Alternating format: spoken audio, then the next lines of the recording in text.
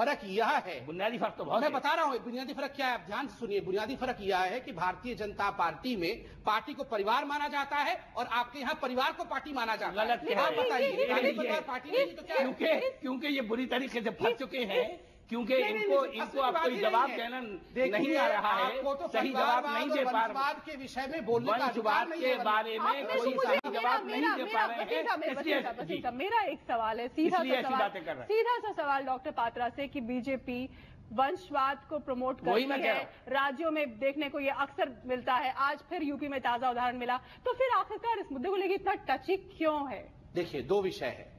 पहला विषय है कि आज तक, जैसे केजी सुरेश जी ने भी कहा, आज तक राष्ट्रीय प्रकट में पूरे राष्ट्र में ऐसा कभी नहीं हुआ भारतीय जनता पार्टी की ओर से कि कोई ऐसे व्यक्ति को प्रधानमंत्री राष्ट्रपति पद के लिए बढ़ाया गया हो जो केवल वंशानुगत कारण से वहां पहुंचा हो। टैलेंट कोई चीज आप मुझे उत्तर देने नहीं देंगे वसीम साहब, कैसे होगा?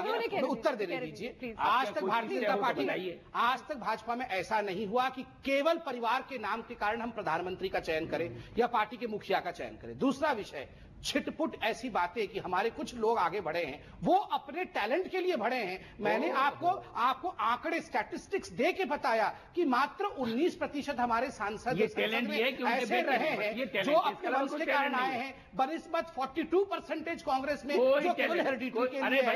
तो स्वाभाविक रूप से जनता देख रही है कहां है। इस पर मैं एक कमेंट, बहुत इंपॉर्टेंट बात इन्होंने कही, क्या आपको नहीं लगता कि इस तरह से परिवारवाद को बढ़ावा देने की वजह से जो ग्रास रूट्स काडर है, जो कार्यकर्ता है, वहां उसमें निराशा बढ़ेगी?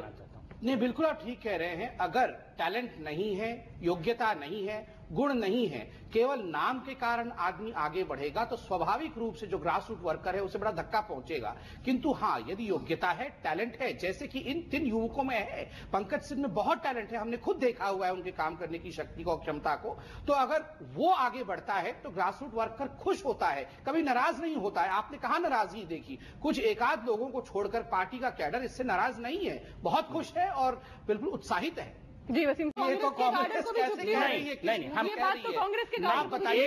एक मिनट, आपका चिंतन मंथन होता है, उससे राहुल गांधी अवतरित होते हैं। आपके परिवार में प्रधानमंत्री अवतरित होता है। AICC का सेशन उनको ला रहे हैं, प्रधानमंत्री का अवतार होता है, प्रभु अवतार कमेटी ला रही है और AICC का सेशन उनको ला रहा है।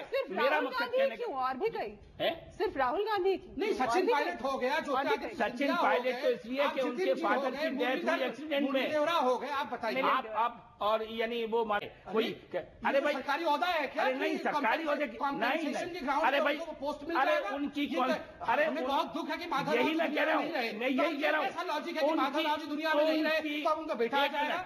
उनकी कॉन्स्टिट्यूंसी के लोग। में डॉक्टर पात्रा, क्या अब बीजेपी इस मसले पर जो टची हो जाती है वो होना छोड़ेगी? बिल्कुल नहीं, टची वाला विषय ही नहीं है। हमारे सिद्धांत बिल्कुल क्लियर है कि हमारा पार्टी, हमारा परिवार, सब कुछ वही है। हमारा जो कलेक्टिव लीडरशिप है उसी को आधार मानते हुए हम अपने पार्टी को परिवार मानते हैं, ना कि कांग्रेस की तरह एक परिवार को पार्टी मानते हैं। ये हम मानते हैं लोकतंत्र के। ठीक, आखिरी कमेंट वसीम साहब, तीनों स्टूडियो में आए इसके लिए बहुत बहुत धन्यवाद। हमारी इस खास पेशकश में, इस बातचीत में इतना ही, लेकिन इंडिया न्यूज पर खबरें जारी हैं।